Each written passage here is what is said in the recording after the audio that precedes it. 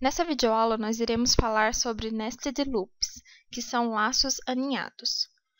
Os corpos de loops podem conter qualquer declaração, incluindo outros loops, ou seja, é possível eu ter laços dentro de laços.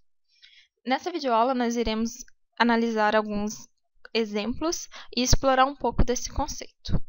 Através desse código bem simples de apenas 3 linhas, nós já conseguimos analisar um pouco do que é ter nested loops. Na primeira linha, nós observamos um for mais externo, cujo contador i vai de um intervalo de 10 a 13. E internamente, ele tem um outro laço, onde o contador j vai percorrer um intervalo de 1 a 5. Lembrando que o valor que nós definimos como sendo final aqui, no caso o 13 e o 5, ele não é atingido. Ou seja, o contador i, ele sempre vai do valor inicial, que é a inicialização da variável, vai ser sempre com este valor que você definir nessa primeira posição, entre parênteses, e ele vai até o valor que você inseriu aqui, menos 1.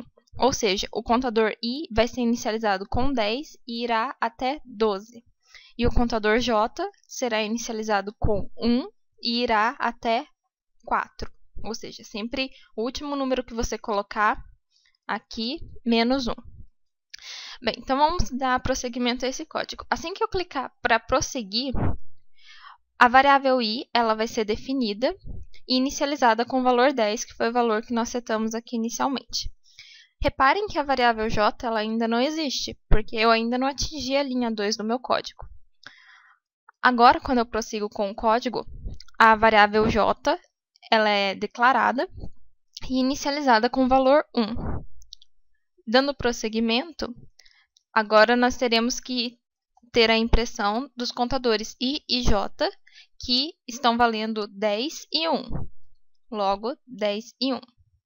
Agora, quando eu for prosseguir com esse código, ele não vai ser retornado para a primeira linha do meu código, porque o meu laço mais interno, ele tem que ter 4 iterações, ele vai passar do valor 1 até o 4, até que ele volte para o meu laço mais externo.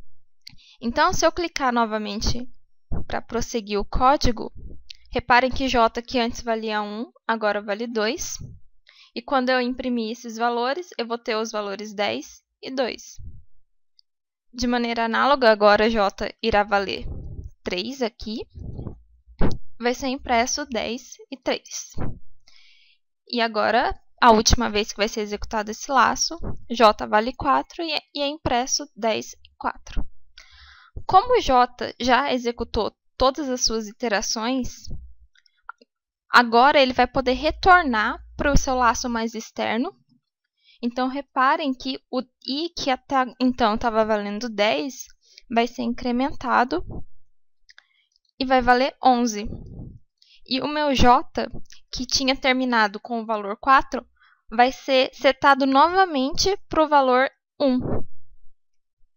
Então, o que aconteceu? Eu executei 4 vezes o laço j para ir valendo 10. Depois que eu executei 4 vezes, eu retorno para o meu laço mais externo. Passa a valer 11 o meu contador. E entrando em j, novamente, ele vai ser zerado para o valor 1, que é o nosso valor inicializado. E vai ser executado mais 4 vezes. Então, agora, quando eu for clicar para prosseguir com o meu código, eu vou ter impresso aqui embaixo os valores 11 e 1. E de maneira análoga, como aconteceu com o 10, com o i valendo 11, ele também vai ser executado 4 vezes. Então, j vai imprimir 11,2, 11,3, 11,4. Terminei as minhas 4 iterações desse laço mais interno. Ele retorna para a minha primeira linha, porque eu ainda tenho que fazer mais uma iteração. E vai passar a valer agora 12. Meu j vai ser inicializado novamente pelo valor 1. E vamos ter mais 4 iterações para j indo de 1 até 4, enquanto i valer 12. 12,1, 12,2, 12,3 e 12,4. Agora que o meu valor da variável j já passou por 4 iterações, ele vai sair do seu laço, vai retornar para a minha primeira linha. Como o i já atingiu todo o seu intervalo, que foi definido aqui, o programa é encerrado. Então, num exemplo bem simples, a gente já consegue observar uma utilização dos laços aninhados. Agora, nós vamos analisar um exemplo um pouco mais elaborado sobre o uso de nested loops. Vamos imaginar o seguinte problema. Eu quero saber qual é a média de uma lista de listas. Vou escrever um código aqui e vou deixar um pouco mais claro esse exemplo para vocês. Vou editar o meu código, vou inserir um novo e conforme eu for executando eu vou explicando qual que é a situação que a gente quer solucionar. O nosso problema é o seguinte, eu vou ter uma lista de notas e eu quero calcular a média de cada uma dessas listas. Então, vamos supor que numa determinada matéria, um aluno tirou as notas 70, 75 e 80. Depois, numa outra aula, ele tirou 70, 80, 90 e 100. E, por fim, ele tirou as notas 80 e 100. Eu tenho aqui uma lista dentro de outra lista, porque eu tenho 3 listas aqui dentro, cada uma correspondendo a um conjunto de notas que um determinado aluno tirou. E todas essas 3 listas estão dentro de uma outra lista que corresponde à lista notas. Então, só para ficar um pouquinho mais claro, vamos supor que essa primeira lista aqui diz respeito à matéria matemática. Então, se eu clicar em prosseguir com o meu código, então foi criado a lista notas, que eu vou ter os meus 3 conjuntos de listas, que correspondem a uma lista só. Depois eu vou ter uma lista chamada matemática, que vai dizer respeito a apenas essa lista aqui, a primeira posição.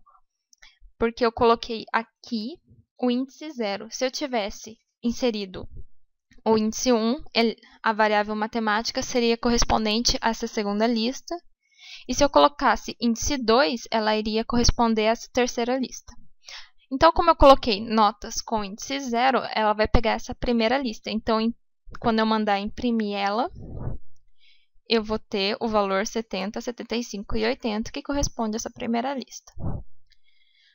O nosso problema master é resolver a média de cada uma dessas listas. Mas antes de resolver esse problema, vamos dividi-lo e resolver um subproblema, que é como eu calculo a média de apenas uma lista. Vamos declarar uma variável total que vai ser inicializada com o valor de 0. E essa variável vai entrar dentro de um laço que vai percorrer toda a lista matemática que corresponde justamente a essa lista aqui. E a cada nota que ele percorrer, ele vai incrementar na variável total. Então, o que vai acontecer? A variável total ela começou com 0.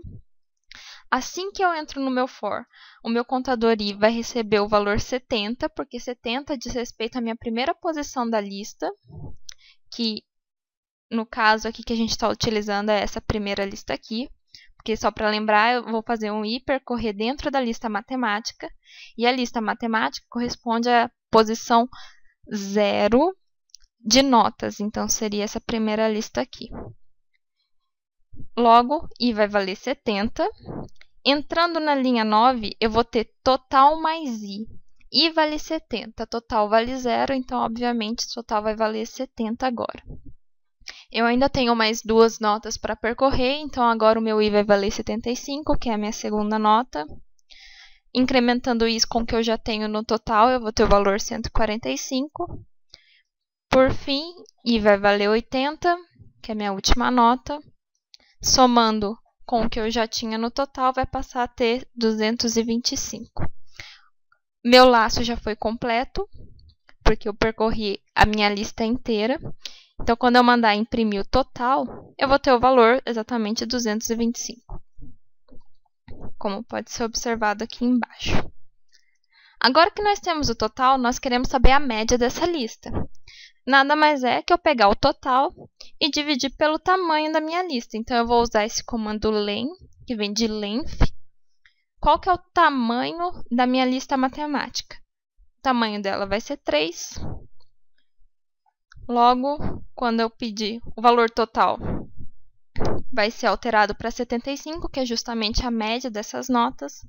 E quando eu pedir para imprimir o valor de total, eu vou ter 75, que vai ser a média dessa minha lista. Bem, com isso, nós temos a solução do nosso subproblema, que é o de como calcular a média de apenas uma lista. Mas o nosso problema maior é como eu calculo a média de cada uma dessas listas e retorne cada uma dessas médias dentro de uma lista. Então, nós vamos editar um pouco esse código para ver como ficaria. Acrescentando um novo código que seria este. Reparem que nós ainda teremos o nosso vetor de notas, que é o mesmo que nós utilizamos no exemplo anterior.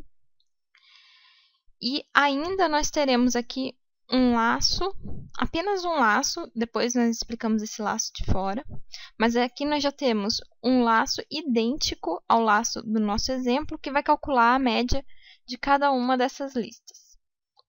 Então, vamos deletar aqui o código anterior e ver como que fica o passo a passo dessa função que nós criamos para calcular a média de cada uma dessa lista de listas. Vamos executá-lo. Bem, aqui embaixo nós temos a lista de notas, que eu passo como parâmetro aqui para a função médias. Médias é justamente essa função que nós declaramos aqui em cima. Então, a função médias com parâmetro notas, sendo que notas são essas listas. Clicando para prosseguir, nós vamos ter uma chamada, a função médias. Será passado como parâmetro a lista de notas, que corresponde a essas 3 listas. E vamos dar início ao prosseguimento da função. O que a função def-médias realiza?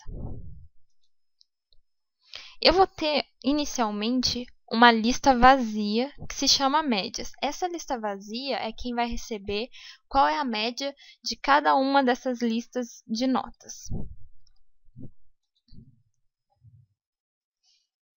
Nós declaramos como sendo lista notas o contador que vai percorrer a minha lista notas. É aqui que vai entrar o conceito de laços aninhados, juntamente com o conceito de uma outra videoaula que vocês assistiram, que é o de listas aninhadas.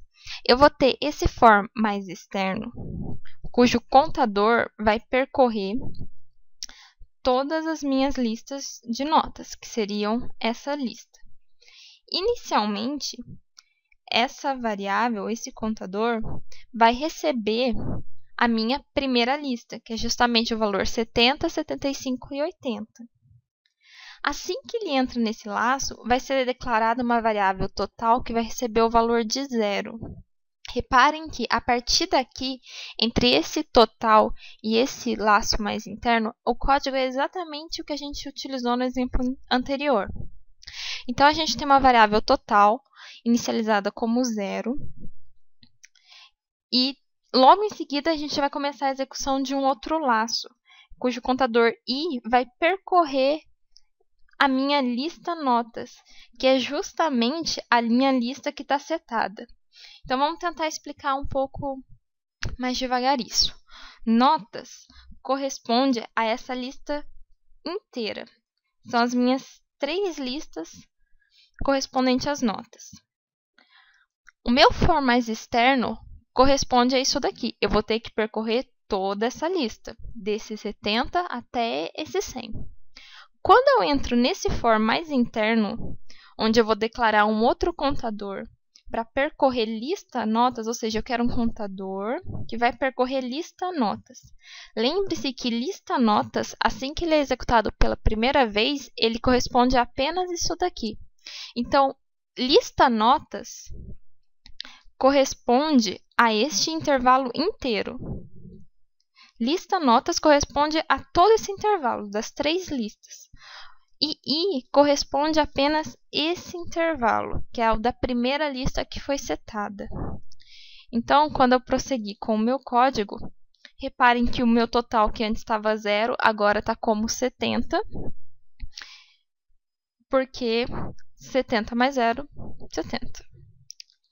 Continuando dentro desse laço, o meu I agora vai valer 75, que é a minha próxima nota.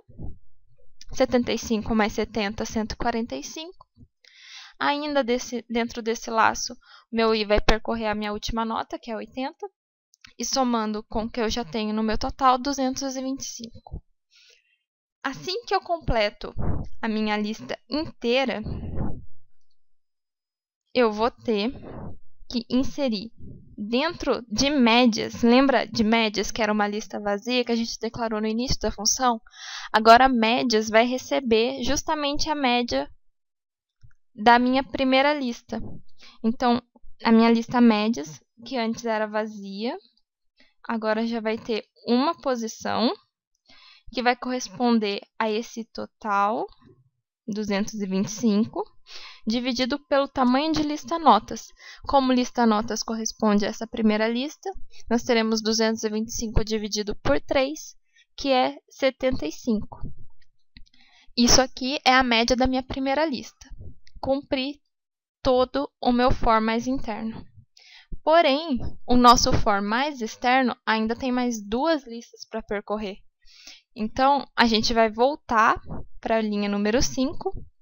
A minha lista notas, que antes estava apontando para a minha primeira lista, agora vai estar apontando para a minha segunda lista, que corresponde a essas 4 notas. Novamente, o meu total vai passar a ser 0, e o meu I vai apontar para a primeira posição da minha lista, que no caso vai ser 70. E começa novamente a soma. Eu vou sempre somar cada nota dentro da variável total. Então, reparem que 70 somado com 0, 70 mais 80, porque depois de somar, o meu I vai ser incrementado, passando a ser a minha segunda nota, que vai dar 150. Meu I agora vai valer 90. O meu total vai ser incrementado 90 mais 150. E, por fim, a minha última nota, que é 100, que somado ao meu total dá 340. Pronto. Percorri novamente a minha segunda lista inteira. Vou sair desse for mais interno e vou realizar o cálculo da média, que é pegar os 340, que é a soma dessas listas, dividido pelo seu tamanho, que no caso vai ser 4. Novamente, o que vai acontecer? Eu vou ter uma nova média calculada, que vai aumentar em uma posição a minha lista de médias. Antes, médias só tinha uma posição, agora ela tem 2, sendo que essa segunda posição corresponde à minha média da minha segunda lista. Terminei o meu for mais interno. Vou executar pela última vez o meu for mais externo, que vai agora ser setado como essa terceira lista aqui, com apenas 2 posições. Então, agora, ó, lista notas está setada para ser essa lista, a minha última. Vou novamente inicializar o meu total com um valor de 0 e vou inicializar o meu contador I como sendo 80, que corresponde à minha primeira posição dessa lista. E nós vamos fazer de novo essa somatória, 80 mais 0 e depois 100 mais 80. 180. Concluir novamente o meu for mais interno. Vou calcular a média dessa lista. Vou ter 180 dividido por 2, que corresponde a 90. E 90 é adicionado, por meio desse comando append, à minha lista de médias. Nós temos o valor das 3 médias que correspondem a cada uma daquelas listas de notas que nós enviamos inicialmente como parâmetro. Então, eu vou mandar imprimir essa lista. Aqui eu tenho as minhas 3 médias e vou retornar ela para o meu programa principal. E o nosso programa é encerrado. Bem, então é isso. Essa videoaula, além de trazer o conceito de laços aninhados, também relembrou o conceito de listas aninhadas, que é como a gente consegue manipular lista dentro de listas e como nós conseguimos ter laços dentro de laços. É isso daí. Esse vídeo foi elaborado pelos alunos Aline e Moacir. Obrigada.